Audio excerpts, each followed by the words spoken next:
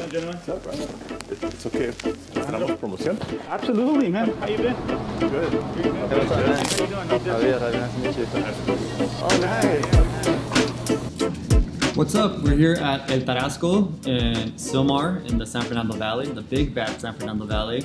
And we're here per request of Alex Padilla, the U.S. Senator who was born and raised here nearby in Pacoima. We're gonna sit down with him, we're gonna talk about tacos, we're gonna talk about his upbringing here and how it feels to be the first Latino senator out of California. Let's go eat. Oh, nice. Yeah, all together. Go way back. What kind of ball? Baseball. Oh yeah? Number 18 right here. Yeah. Nice. But his size was like intimidating, you know? Yeah. He was pitching on the mound. What position? Oh, you were a pitcher? Yeah.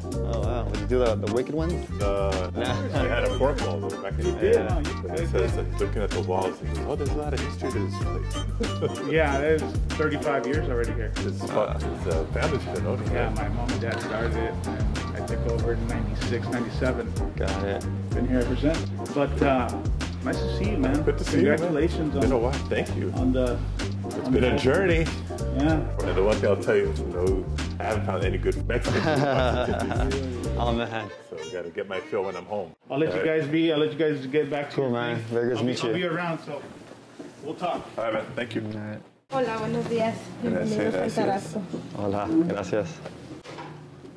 All right, Alex. So, what's the thing to order here? What do you recommend? And I've eaten my way through this menu I don't know how many times, and I've never had a bad meal. So where? Can you please tell me where are we right now and why are we here? welcome to Silmar, the northeast San Fernando Valley. Here for a couple of reasons. I grew up not too far from here in Pacoima. Still in this day and age, there's a few people who haven't heard of Pacoima, so I tell people, if you've ever seen the movie La Bamba, if you know who Richie Valens is, then you have to know Pacoima. That's really where I grew up. The general area, Pacoima, Mission Hills, San Fernando, Silmar, the general Northeast Valley, it's a pretty tight-knit community.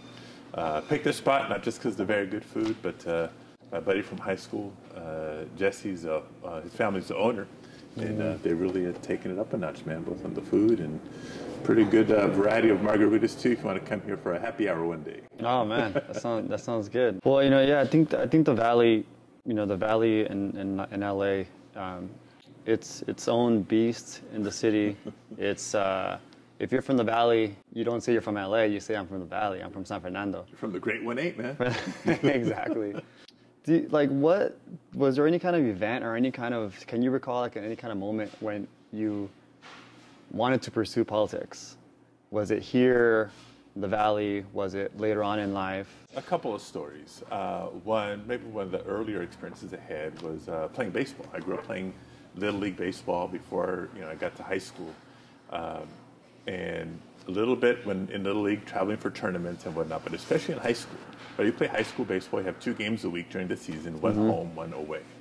And I used to have this visual of being on that school bus, traveling to the away games, leaving our neighborhoods to whether it's the West Valley, back in the 80s, or parts of downtown or the West Side, and you really see the difference in communities. And you see, some communities, literally the schools themselves, have it better than others, whether they're newer, whether they're bigger, whether they're cleaner, just other stuff. And so that's when my eyes were open more to the inequities, and why is that the case, right? We're all created equal. Why does my school look like it gets less funding or support from the district? Yeah. So that's one. The other is growing up in the 80s in LA, right? Just think of Boys in the Hood, NWA. Yeah.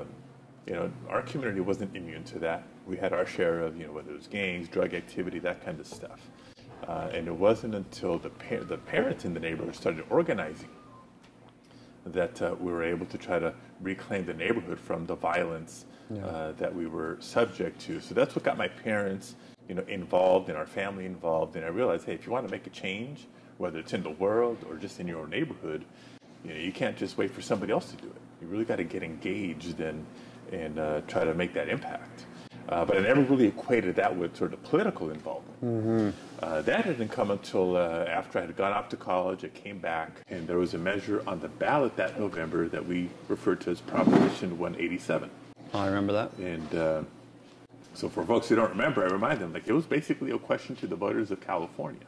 Should we make immigrants and children of immigrants no longer eligible for public services? Right? That means you can't go to a county clinic if you don't have health insurance through your parents' work. Or for some people, they thought kids were going to get thrown out of school.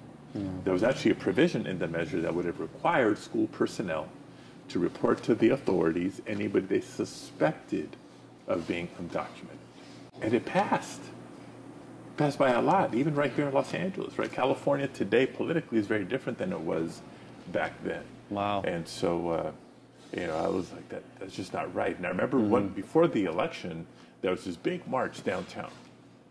And because my mom and my dad had been active in the neighborhood, we get the calls from the community leaders, hey, there's this big rally or there's this big meeting. So for the day of the march, we got called like, hey, we got to turn out. So we jumped on a bus with a lot of other people, went out to the east side to march to City Hall against 187. And I remember seeing the hundreds of thousands of people that were out there. For me, that was like the people manifestation of potential political power. Wow. Not political power, potential power. Yeah. Right? Because I looked around like, man, we got big numbers. But it's not reflected in politics. Why? Well, when it comes to voting, maybe not everybody votes. Yeah. Maybe not everybody registers to vote. Or maybe not everybody, my parents were classic examples, were eligible to register and to vote. So post-187, I mean, that really is what shifted my life. But for a lot of people like my parents, and there's millions across California like them that had been here from Mexico, working hard, paying taxes, no urgency, no interest in becoming citizens, finally deciding, no, we got to become citizens, right? Not just to not live in fear of deportation, but to be able to register and to be able to vote. And so that was a big part of how I think the political trajectory of California changed since 1994. But it was really that campaign. Imagine the governor of California saying California's going downhill, and it's the fault of people like your family, the fault of people like your parents. That's what I took away from the 187 campaign. And so, of course, I was, I was upset. I was pissed. Yeah. I was offended, and figured, you know what, I'm going to do my part to change that. So, what was your first step into doing something about it? So the first step was like, okay, well, how do I go about this? How do I go about this? Do I go into teaching? Do I go into nonprofit work? Do I go into... And the first opportunity I had in electoral politics was working as a campaign manager for Tony Cardenas.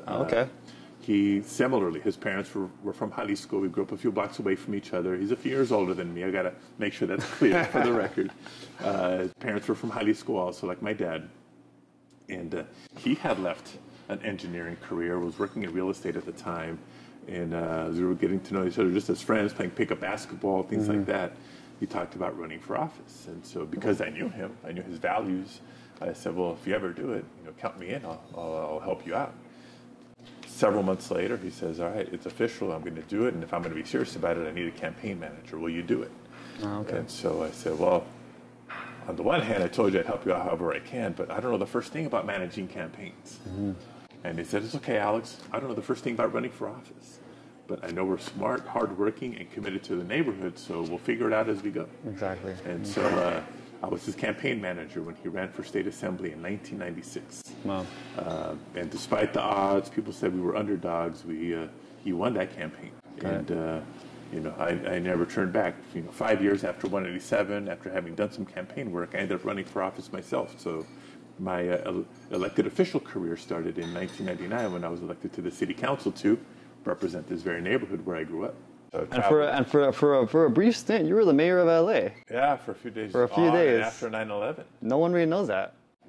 A lot of people who get upset from that witness injustices, or they notice something and they want to do something about it in their neighborhood, but they just don't know the first step, right? Like I said, am I going to go into nonprofit work? Am I going to become a journalist? Am I going to become, whatever else? So I'm glad. I want to just try our best to show everyone that it's baby steps, right? It's in some ways baby steps, and there's not only one single way to do it. In that in between, when I was trying to figure out what is my first step, I went through a fellowship program, the CORO fellowship program, CORO. CORO. Okay. And so it's a sort of a leadership, public affairs training program. And the reason I was attracted to it was it's not university-based.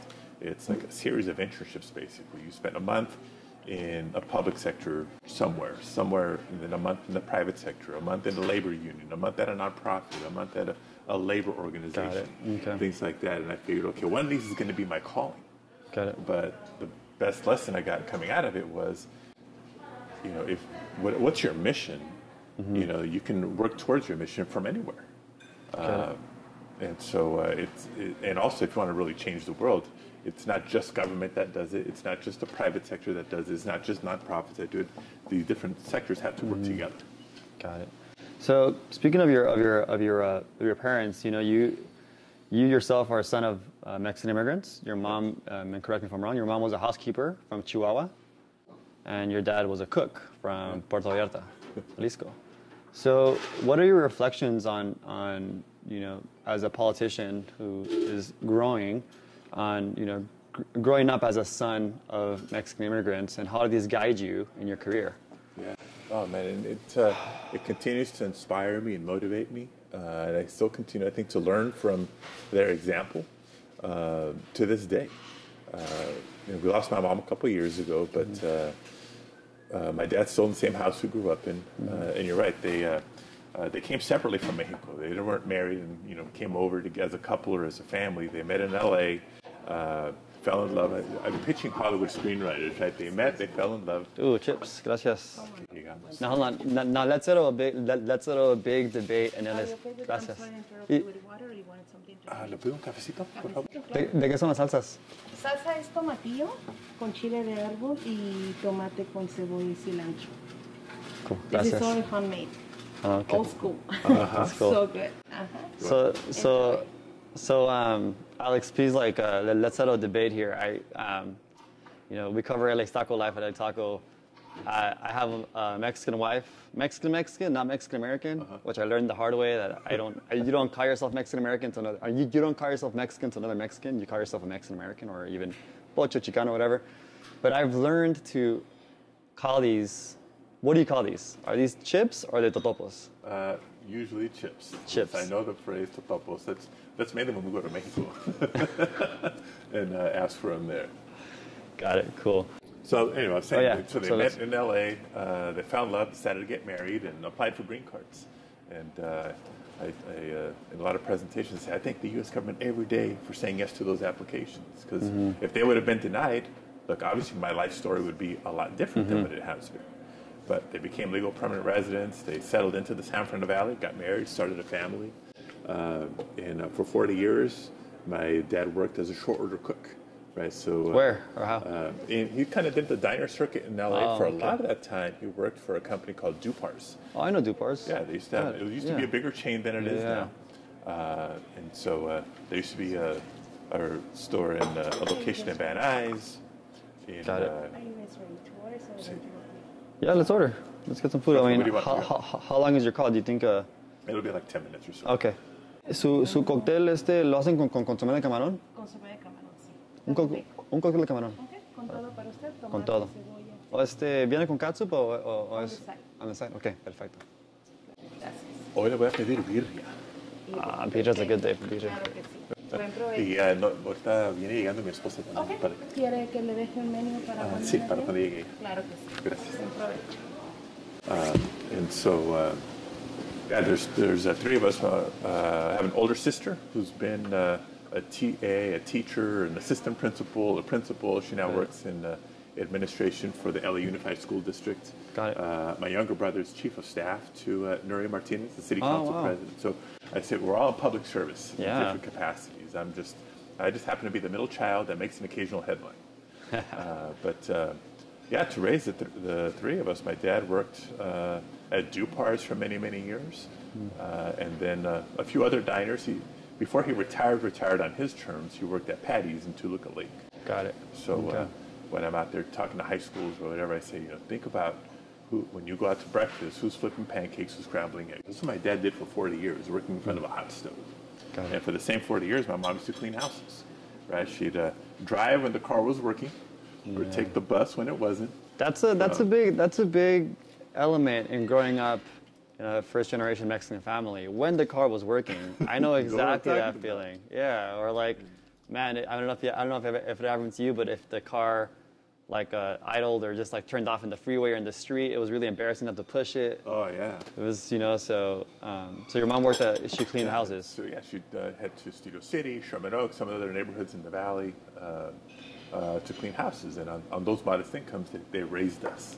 I know food is obviously a big piece of all this. You're talking about the car breaking down sometimes, but when it came to getting the car fixed, because like a lot of families, sometimes the car breaks down and not at a very good time, a convenient time, and what if we don't have the money to get it fixed? So she would sweet talk the mechanics, like, we're going to pay you, we're going to go pay you, but here's the whole charola of tacos just for today.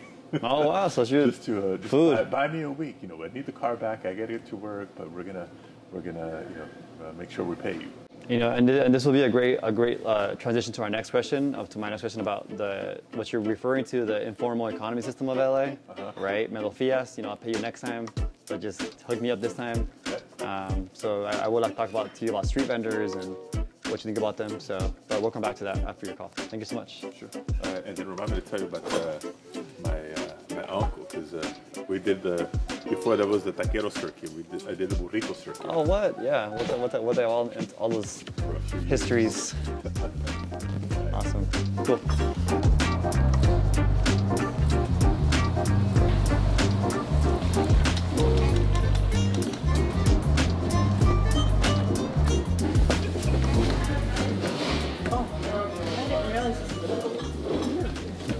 Well, it's LA Taco. It's informal. Oh, okay. It's chill. Yeah, this is brand new for us too, by the way. Because LA Taco, we've been so we started off as a graffiti, cannabis, and like taco site. But this is before tacos were cool. Remember, this is like 2006. Weren't tacos always cool? Exactly. Right? Well, this is before there was a taco emoji. Yeah, well, I don't know if Alex has mentioned, but we have a dog named Taco. Oh, yeah? we got to it. When we, the day that I came home, I'm like, normally I get home from work and at least one of the kids is excited that I'm home, right? I get home, knock on the door, nothing, open the door, nothing. Where's everybody? The car's here. They were in the back because they brought home a new dog. He's a Jack Cheat, a half Jack Russell Terrier, half Chihuahua. He has Jack Russell here. Oh yeah. Our dog is like a cat. Yeah, he's mellow. Yeah. And so we got lucky with the dog, but so like, okay, let the kids name him Taco. Wow. So now I come home, where's enchilada? Where's torta? Next pups. Where's burrito? Yeah, his name is Taco. Perfecto, gracias. Delicious. Yep, happy to share. Gracias. Man, your plate looks amazing, Alex. Happy to share. You know that birria blew up recently, right? It was it's become like the social media phenomenon. We thought it was always a thing. I didn't realize that. It's a whole other world out there, man. But thank you so much for joining us. So, you are, I'm sorry, what's your full name? It's Angela Padilla. Angela Padilla. My better half. Yeah, mucho gusto. And as a happily married man myself, I know that in order to get the full story of someone, their significant other should always be present. So, cool. How'd you two meet? Oh boy, it's a long story. I mean, we just got a cocktail. I don't know. I mean, it's almost noon for a beer. My disco tastes better with a beer. I don't know. I'm kind of thinking about it. So this is a question from a good friend of mine. His name is Rudy Espinosa. He is a director of a group called Inclusive Action LA, or Inclusive Action for the City, and he provides resources to street vendors who want to, grow either micro loans or just provides the resources for them. And he brought up a really good question about street vendors. So, Senator, do you think the infrastructure bill can facilitate jobs for small businesses like street vendors? In Southern California, there is a serious lack of infrastructure like commercial kitchens, commissaries, and sewage drainage connections in public spaces. Can federal money support LA street vendors? Yeah. It's a great question. I think he's right on point. And this infrastructure bill is like there's one opportunity, but not the only opportunity. And I'm gonna. What I immediately think of is workers in the food industry at all levels, from farm workers in the fields, meat processing plants, restaurants. They are now officially recognized by the United States government as essential workers. Right? The essential to the supply chain, essential to the economy, essential to, our security as a nation. And so we should build out the infrastructure for them. Whether it's community kitchens, things like that. Obviously street vending has been an issue of conversation in LA for many, many years. I go back to the story I promised to tell you. Oh yeah, please. When I was your taquero days or burrito days? I was slanging burritos once upon a time. Man. That's what I did. My aunt and uncle, so my dad's sister, my tia Susana, and her uncle, when I was in junior high, that's how they would make extra money. They pretty much pull off all-nighters on Friday, cooking up hundreds of burritos. Gracias. I actually took your cue because he said that you always order this. I do. So I know my wife. I know minus the extra avocado. Oh man, balling out. So all-nighters on Friday nights, cooking up as many burritos as they could, literally in the hundreds. And there was only two kinds. It was bistec ranchera, papas y frijoles, or chicharrón. And on Saturday mornings, my uncle would pick me up early, and we'd just do the park circuit in the valley, right? Baseball games, soccer games, baseball games, soccer games. And we'd make the round to the park, trying to sell them $2 each, 50 cents for a soda. Wow. So he'd pull one radio flyer stuck with the burritos, and I'd pull the other one with the drinks. Wow. All day Friday, and then whatever we didn't sell on Saturday, back at it Sunday until the end of the day. And then there was always this weekly fight between my uncle and my aunt, right? Because they helped out for the whole weekend. She wanted to give me $10. He wanted to give me $5. And she sometimes would. So you at one point you were a proto street vendor. You were able to sell food in the streets of LA. But it wasn't only food. Also, your mother would knit scarves. Oh, yeah. You sell those. Yeah, we'd do anything to make extra money. So my mom used to knit, used to sew, used to do a bunch of stuff. So around the holidays, sewing the booties and gloves and scarves. That's how we get money for Christmas presents. And yeah, let's see. Let's dig in, because I actually I'm not. This is no TV magic. It's just let's just eat and talk. So yeah, no, don't be shy. Slurp and make all the noises you want. Thank you. Make the audience jealous. Yeah, this is more of a personal question. What is obviously so LA Taco, we're member supported. It's been hard to to stay afloat. I'm sure you've seen the demise of so many local publications because journalism is not, it's really hard to keep journalism. It's really hard to keep journalism sustainable. There is so much good work happening in the streets by POC journalists, many of which are also children of immigrants. Is there any way that you think that the local government or national government can support journalism and support this kind of storytelling that tells the stories of people around LA? Yeah, it's a combination of things, not just financial support of the nonprofit journalism entities. We invest in education, right? K-12, higher ed. So who's advancing journalism students and making sure that journalists in the future are more diverse than they have been in the past, right? You need diverse storytellers to tell the diverse stories of people, not just here in LA and throughout California, but across the country. Yeah, lots to write about and lots to cover because we need to keep. It's delicious. Yeah, delicious. Thank you. I recommend some lemon in your. Yeah, I think. Well, that's one thing that I wanted to ask. So, I was telling Alex, my wife is from Puerto Vallarta, so I get to go back often. As you know, it's paradise. Yes. Just there. Yeah, and he told me, and it's and I think it's important to, especially as a children of immigrants, and now because your children will be what generation now? Second generation? So second generation, yeah. And when you walked in here, I heard you speaking Spanish.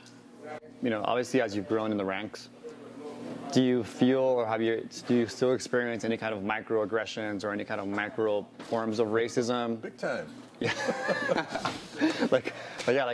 What are some situations or occasions in which you're like, you kind of have to keep your mouth shut, or you either kindly educate someone when you're like in a professional environment? Yeah, well, I don't know if it's as much as keeping your mouth shut, but trying to be thoughtful and strategic as to how you call it out, right? Because I'm sure there's people who would love to see, Mexican-American guy from LA, and he loses his temper. And the first, right? Huh? Are you the first? The first Latino to represent California in the United States Senate. The 11th Latino in the history of the United States. But the first from California. And the first Mexican-American. First Mexican-American, son of immigrants, absolutely. And I'm proud that was such a big part of the storyline when the appointment was announced, when I got sworn in, right? And I'm out there trying to introduce myself to my colleagues, right? It's how I think I was effective at the city council and the legislature.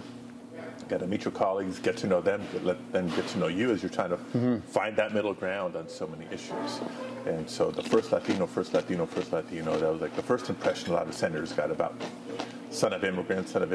Hey, I'm proud of that. That's my story. And yes, when we debate immigration reform, it is personal to me. And it's more important to California than any other state in the nation. Yeah. And so like 6 months into the job, I'm coming into one of those like back rooms in the Senate in between votes. And I should probably leave his name out of it, but there's a colleague from the other side of the aisle who's been there for a while. And he sees me walk into the room, and there's both Democrats and Republicans there with refreshments. And the rated PG version is like, "Hey, Padilla, are you serious? I just learned you graduated from MIT. Like, yeah. Like, how does that happen? I'm like, I studied? I applied? What are you talking about? No, it was just like, he couldn't wrap his brain around, because he had the initial impressions, right? Latino from California, son of immigrants, product of public schools. Like, yeah, what's wrong with that? Wow. So kind of explain, let me tell you more about how I grew up, why education was important to my parents, because they never had an opportunity to get formal education. I like math, somehow I did well in science, so I applied. Wow. And by the way, you want to see my class ring? And since we're on this topic, how often do you use the word Latinx? Do you use it much? What are your feelings about that label? I use it very occasionally, not a ton, I'm not going to lie. But I'm not like some of my peers that are like put off by it. Like, I get it. It's, the next generation. I get it too. We also, understand the roots of it, right? In Spanish, there's masculine, there's feminine, and we're talking about equity and equality these days. Well, here's one way in which we can represent that and manifest it. So if that's what draws people into that consciousness, I think that can only be a good thing. Got it. I think the word that you're referring to, I use it in LA Taco sometimes to describe the older guard of Mexican Americans or Chicanos who are hesitant to change. ¿Mi introducción todo está bien por ustedes? Está perfecto. Sí, todo está riquísimo, gracias. I call them Chicanosaurus Rexes. Say that again. Chicanosaurus Rex. Okay. Because they're hesitant to change, and they're very Well, I remember, it was flashbacks to college for me, the debates of Hispanic, no, Latino, depending on where in the country you're from. Yeah. Right? No, we're Mexican-American. No, we're Chicano. But some people thought that was a source of pride. Others were like, no, that's too militant. Like, it's, when you're going through that phase of exploration and forming your identity, it's good conversations to have. How was your cocktail? It's good. It's really, I don't think I've ever had anyone provide this for me. This is awesome. It's like I like how they don't serve ketchup, because a lot of restaurants and marisco restaurants in LA just take shortcuts and actually just use clamato, which is really sweet, or ketchup. So this is like I was telling Memo, this is almost like a sangrita. It's like spicy, a little sweet, but tart too. So I'm loving it. I can definitely, it's in the spot. Thank you. May or may not be on the side of a shot of tequila sometimes too. I mean, I was like, it's noon. It's 12:03 right now. Mariscos it does not taste the same. It's like having pasta and wine, or pizza and beer, or cider. Like, mariscos taste so much better with the beer. But this is good. This is good too. Well, feel free, man. Now for a bit of a more hard-about question. Unfortunately, at LA Taco, we've covered a lot of police killings, and a lot of them are people of color and Latino. How important do you think it is to hold local police accountable, and what can be done at the national level to aid that? Yeah, no, hugely important. I mentioned, for me growing up in my part of Los Angeles in the 80s, we weren't immune to seeing a lot of activity that is no longer allowed or authorized. Not that LAPD is perfect today. There's been changes. I think I have a unique voice and perspective on the conversation today. Mm-hmm. Growing up at the time, there was a lot of LAPD officers doing more than they were supposed to. Flash forward to Rodney King. Mm-hmm. That happened right here in the Valley. A lot of people think it must have been down in South LA somewhere. No, Rodney King was pulled over on Foothill Boulevard, right on the border of Pacoima and Lakeview Terrace. Oh, wow. That's where it happened. A couple miles from where I grew up, even closer to like the park where I used to play baseball, that kind of stuff. So we could absolutely very much relate.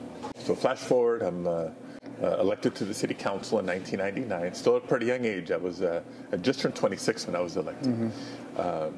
And then soon thereafter, the whole Rampart Division stuff blew up. Remember Rafael Perez, and I remember when the city was served by the United States Department of Justice for what they had found through investigation as a pattern or practice of excessive use of force by police officers at the time.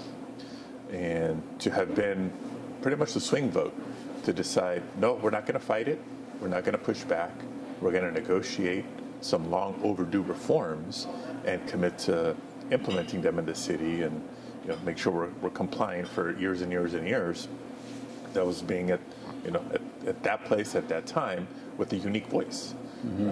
Right? I was a younger man of color in those days. Mm-hmm. And flash forward to today. George Floyd last year and so many other incidents previous to that, since that, to now think I'm sitting in the Judiciary Committee of the United States Senate. Literally, my seatmate on the committee is Cory Booker from New Jersey, who's been sort of the lead person negotiating criminal justice reform and police reform in the U.S. Senate. But to bring this perspective, just as a former young man of color, as a son, right? Mm-hmm. Remember my dad telling me when I first started driving, if you ever get pulled over, both hands on the wheel, just look straight, do what they say, don't fight back, to as a father now, mm-hmm. As my kids are getting older, having to have a very similar conversation with them. And I'm sure that moment inspires you and guides you to do whatever you can at your level. Yeah, and again, that's just that one particular issue. There's so many stories in the education space, the healthcare space, police reform, environmental justice. One of the stories that I tell regularly. My padrino, my dad's brother, my uncle, he was the one that would pick up the cousins once or twice a summer and take us to the beach for the day. And one of the first times I remember we went, we had our old plot in the sand in Santa Monica, and we'd take turns swimming, and we brought our own food, and at the end of the day, we're all sunburned, right? Because at the time they put oil on us, not sunscreen. Okay, I gotta go ahead, right? We gotta pick up after ourselves. And so we thought we had finished picking up our stuff, and he started pointing out, like, what about that piece of paper? What about that wrapper? What about that cup? And like little kids, right? Predictably, but I said, no, it's mío, that's not mine. Mm-hmm. And he said, does it matter? We're supposed to leave the place better than we found it. It's such a simple lesson, but so profound at the same time. Golden rule. We can talk about our planet, talk about our communities, pick any issue. That's what I feel drives me in public service, right? How am I leaving this community, this world a better place than we found it? For not just our kids, but for everybody's kids, for future generations. Thank you so much for that. And then one final, to end on a lighter note, I'm going to do a couple of rapid fire questions, all right. Food ones, so be ready. I have a lifeline right here. Yeah, and then we can eat our meals freely. Because I know we're all starving and we're kind of picking at it. Okay, first icebreaker question. First rapid fire. Asada or al pastor, and why? If you only had to choose one. can only choose one, I'll go with asada. It's just It's a go-to. it's a go-to. Lava al pastor. Some places just don't get it quite right. Yeah. And so asada. If it kisses the grill, if it's not just from the trompa onto the tortilla. Right, it changes the flavor. But then with asada, you got the next question, right? Which salsa? And it's not just red or green. It's Well, that's 100 different salsas. That's the next question. Red or green? Red or green? Red tends to be spicier, so it's usually red. So you like chile? I like the spice. Got it. Oh, yeah. We do. I was like that too, and then I went to New Mexico and I found out you can have both, and they call it Oh, Christmas. Just don't call it Christmas. Oh, they hate it. Red or green, both.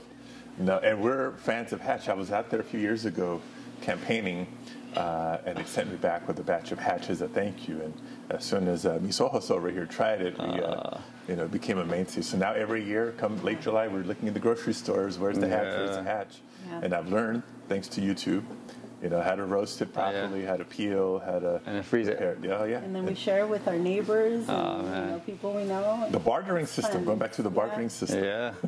Informal economy. Corn or flour tortillas? Maíz. Maize. Always maize? Always maize.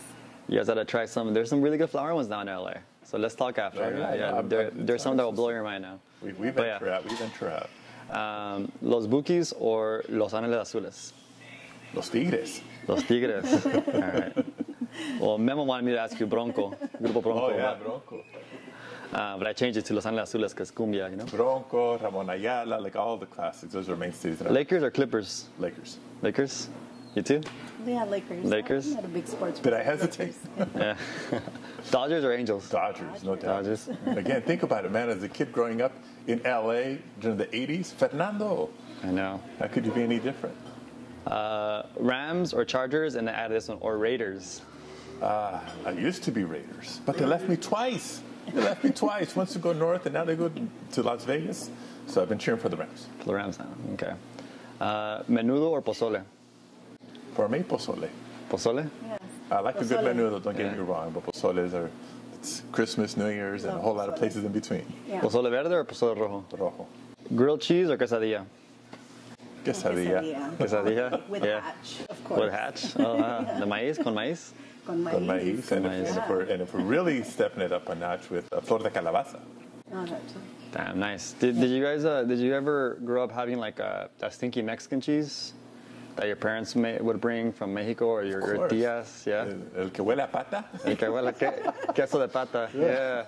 Yes, I said it. To keep it real, yes. Yeah, man, yeah. And did you like that growing That up? was good, yeah. Yeah? Just kind of crumble it on. You know that there's family disputes that go on. Who's the favorite child, who gets like the bigger wheel or like the bigger half. But yeah, my parents are also from Zacatecas, and that stinky cheese. Now I like it as an adult, but as a kid, I definitely. It's an acquired taste. And the kids, I would eat like a Kraft Singles and shape it in the form of like California or something. Last question: asada nachos or asada fries? Well, more recently, it was asada fries. Yeah. We discovered Oh, yeah. that not too long ago, and it was like, wow, you can have the best of both worlds here. Yeah. Yeah, it is the best of both worlds. Yeah, we'll do asada fry because it's a very San Diego thing, right? Yeah. So, many a Padilla family road trip down there on the way out, like, okay, we got to pull into some place, who has the best asada fries? That's like saying who's got the best tacos in LA, right? There's fighting words. Yeah. But a lot of good ones that we just share in the car on the way up. And the last question is, where else should our readers and viewers and supporters of you go eat in the valley, or in Pacoima, or in Silmar, to get the full Padilla experience here of eating? It's all right. I'll let you go with the first couple, and then Mike's. Mike for Pacoima. breakfast. Mike's in Pacoima. Great MYKE pancakes. apostrophe S. They got like 12, maybe 20 by now, different types of pancakes. Nice. In the morning. So Mike's for breakfast. Mike's for breakfast. Where do you go for lunch? Aside from here at Tarasco. Aside from here at Tarasco, we're fans of La Sirenita. If you love mariscos, everything from cocteles like what you're having now to everything, a lot of parrilladas there. And then we love sushi too. And Thai food. And Thai Don't food. forget, there's Lum Canad. Lum Canad. I've been to Lum Canad in Northridge. They have 2 locations. Oh. So one's in Northridge, that's one we usually go to, and then they have one, I think, in Encino. Got it. Okay, so Excellent. Mike's for We like Thai breakfast. food. Mike's for breakfast. La Sirenita for lunch. And Lum Canad. Canad. That's a- Or ceviches. Have you heard of ceviches? Ceviches? Is it called ceviches? With an Oh. X. So it's Wow. Latino sushi. Oh, that's a. I love that. I love Mexican sushi. Well, in Puerto Vallarta, you Right. Yeah, you have Mexican sushi out there So too. we go to Chivas in Sun Valley. No, I was going to say, there's also like Los Tres Hermanos. It's a relatively new chain. Casa Torres is an old mainstay, but Los Tres Hermanos, the brothers, of course, they've Got it. expanded. They have 5 locations now. Yeah, got it. Solid food. Solid food is Got good. it. And then We're foodies, can you tell? Yeah, I mean that's a lot of time we're just cooking at home. LA taco We life. do. We like to cook. Awesome. Yeah, we cook a lot. Awesome. Well, thanks so much, Alex, and thanks so much for sharing your lunch with us. And Of course. I get to sit down and have lunch. That doesn't happen I right know, now. right? And sorry your birria got cold. Which is the birria here is beef and chivo, Yeah. which is interesting. It's a hybrid. Usually Welcome there's. to the valley, man. I know, Welcome to the valley. Anyways, well, thanks so much, and hope to eat tacos with you soon. All right. Next time in Washington. The next time in Washington D.C. All right, no, you'll find a spot over there, right? We'll just have It'll to be start tough cooking. to find some Mexican, but we'll have to look up. Yeah, We'll ship some tortillas here from Carrillos, and we'll have a carne asada over I there. think that hasn't happened. Flashbacks to my college days. Whenever I'd come home from college for Christmas or for summer, when I go back, it was always a suitcase of clothes and a box of queso, chiles, frijoles, like all the staples. Then I had to ration it over the course of 4 months. How to make it last. And Yeah. Chorizo too. Couldn't find chorizo back then over there. Tacos, man. What can I say? I mean, it's a lifeblood, and well, thank you so much. Yep, thank you. Let's see, no? Let's dig in. Much. All right. Gracias. Good to eat? Yeah. I'll focus on No, but now you get to Yeah, now you get to eat. All right.